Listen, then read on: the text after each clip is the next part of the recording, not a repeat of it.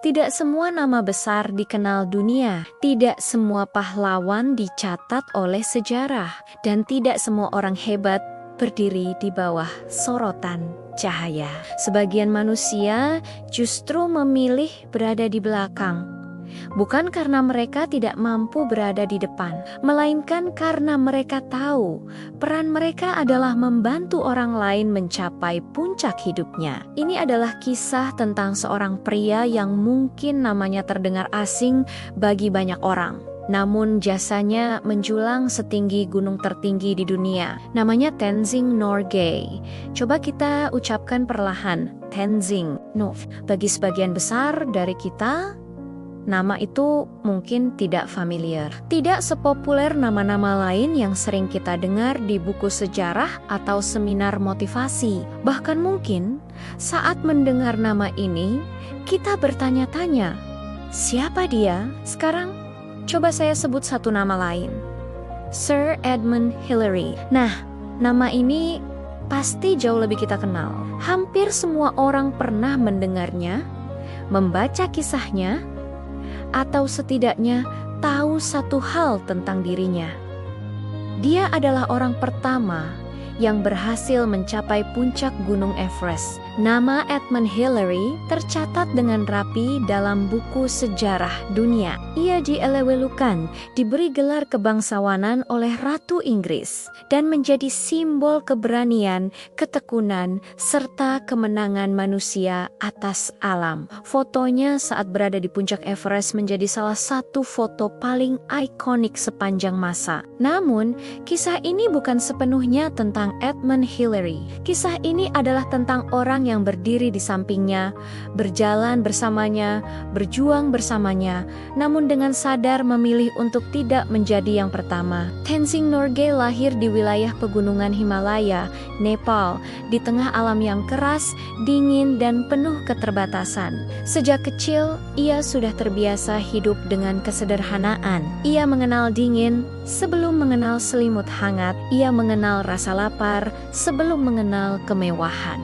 Baginya, gunung bukanlah sebuah tantangan. Gunung adalah rumahnya. Udara yang tipis, jalan yang terjal, salju abadi, dan badai yang bisa datang kapan saja, semua itu adalah bagian dari hidupnya sehari-hari. Di Nepal, orang-orang seperti Tenzing disebut Sherpa. Peran seorang Sherpa sering disalahartikan hanya sebagai pemandu pendaki. Padahal mereka adalah tulang punggung dari setiap ekspedisi penaklukan Himalaya. Para Sherpalah yang memikul beban terberat. Para Sherpalah yang membuka jalur di antara timbunan salju. Dan para Sherpalah yang paling sering mempertaruhkan nyawa. Namun nama mereka seringkali tidak pernah disebut dalam catatan sejarah kesuksesan sebuah pendakian. Mereka adalah pahlawan tanpa nama. Mari kita bicara tentang gunungnya, Gunung Everest, atau yang oleh penduduk lokal disebut Chomolung Maibu Dewi Dunia, puncak tertinggi di muka bumi, menjulang setinggi 8.848 meter di atas permukaan laut. Sebelum tahun 1953, Everest dikenal sebagai gunung yang mustahil untuk ditaklukkan.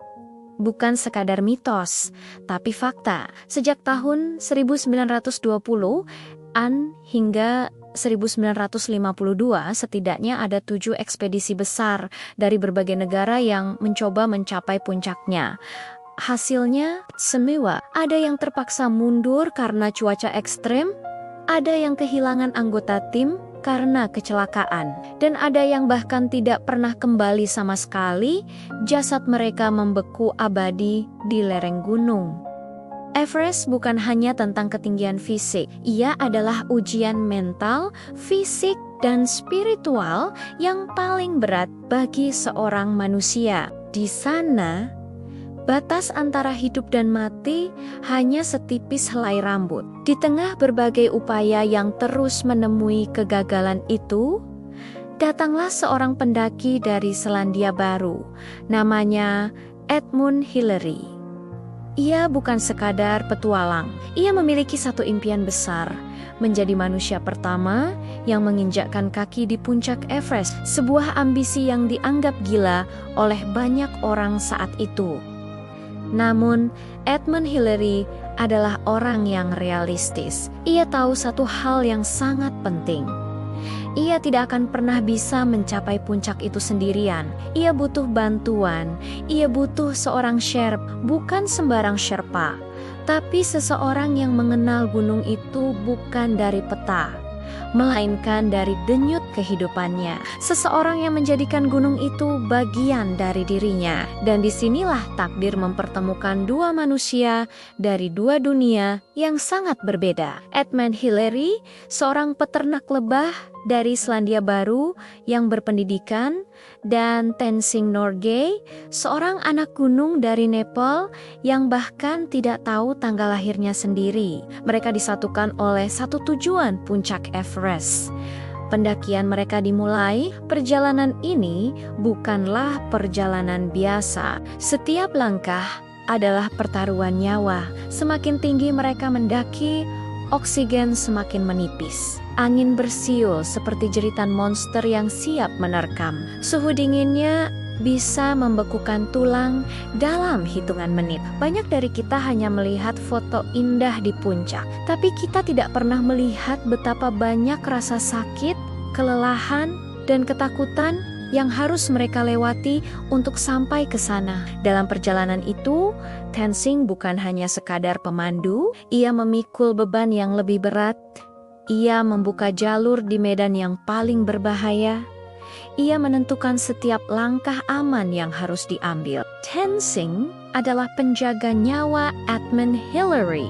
Hingga akhirnya, tibalah momen yang menentukan itu. Tanggal 29 Mei 1953, pukul 11,3 siang. Setelah melewati rintangan terakhir yang sangat curam sebuah tebing batu yang kini dikenal sebagai Hillary Step 2, manusia ini berdiri hanya beberapa langkah dari titik tertinggi di dunia.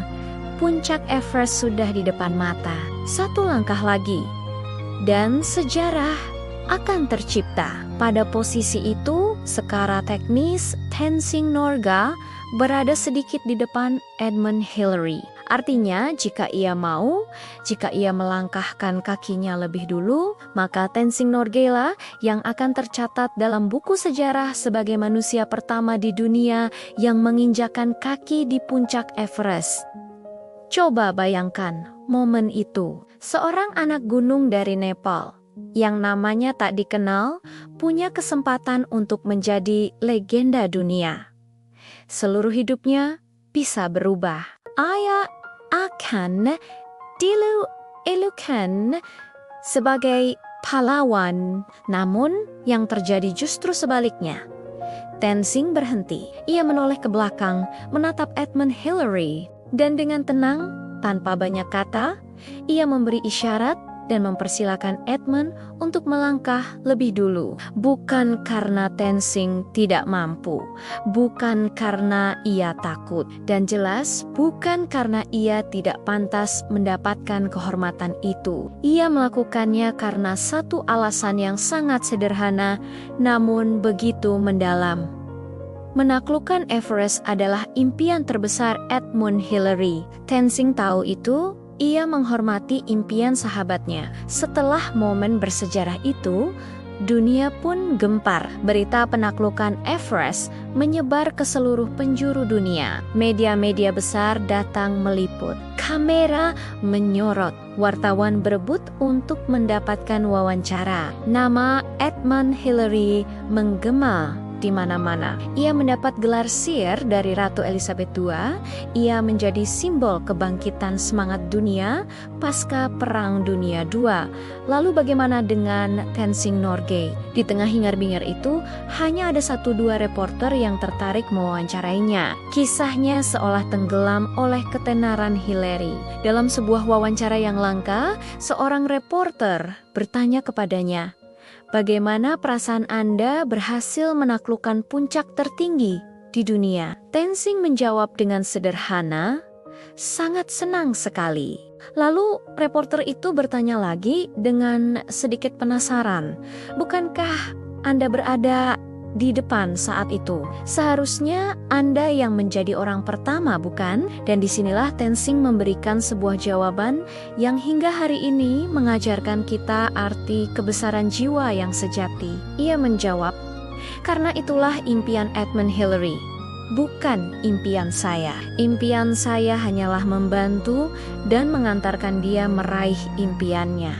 Jawaban itu luar biasa. Di dunia modern ini, kita terus-menerus diajarkan untuk menjadi yang pertama, menjadi yang paling dikenal, menjadi yang paling dipuji. Kita berlomba-lomba untuk berdiri di panggung utama, di bawah sorotan lampu. Namun Tenzing mengajarkan kita sesuatu yang berbeda, bahwa membantu orang lain mencapai puncaknya juga merupakan sebuah pencapaian yang tidak kalah besar.